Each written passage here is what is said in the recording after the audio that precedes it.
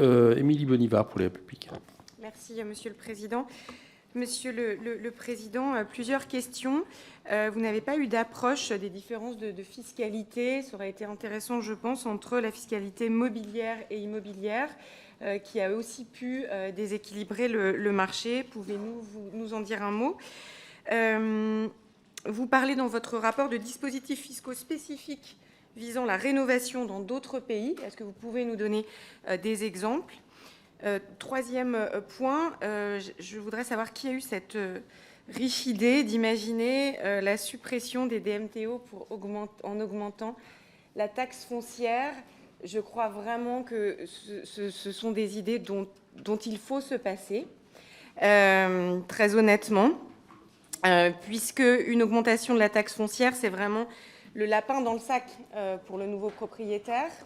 J'aimerais savoir à quel moment la collectivité serait bénéficiaire, puisque sur la DMTO, elle est bénéficiaire une fois.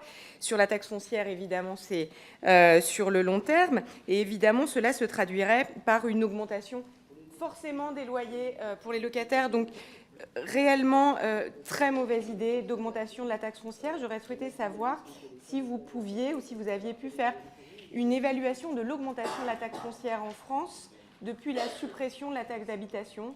Moi, je me demande comment nos concitoyens de classe moyenne arrivent à payer leur taxe foncière aujourd'hui.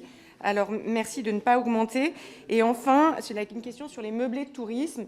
On a une structuration de l'hébergement touristique, notamment en montagne, mais dans certaines zones touristiques, qui est basée sur les meublés de tourisme et les résidences secondaires.